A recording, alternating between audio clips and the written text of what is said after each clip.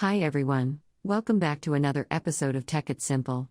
In today's video, I'm going to show you how to log out of Trash Wallet. Keep watching the video till the end and don't forget to subscribe to our channel by hitting that subscribe button. Also press the notification bell icon so that you'll never miss another upcoming updates from us. If you're done using a Trust Wallet application for the day, and you'd like to log out of it, then let me show you how. Let me first open my Trust Wallet application and make sure you are into your homepage from the main homepage of Trust Wallet. In order to log out of it, tap on the Settings button in the lower right-hand corner.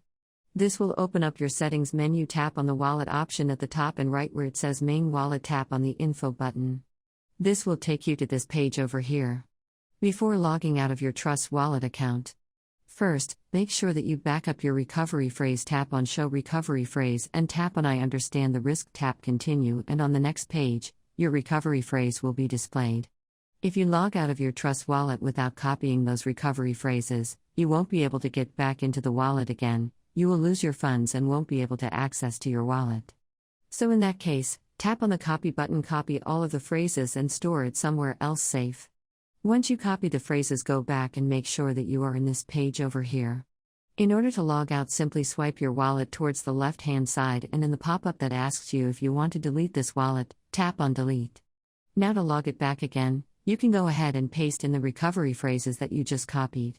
Before logging out, tap on I already have a wallet. Tap on your multi-coin wallet option at the top and paste in the recovery phrases. Now tap Import, and now where you will be able to log back into your Trust Wallet using your iPhone. Tap OK and start using. That is how you can easily log out of your Trash Wallet application if you are done using the application for the day. I hope the tutorial was helpful to you. If it was, go ahead and give us a thumbs up. I'll be back soon with more tutorial videos like this. Thanks for watching.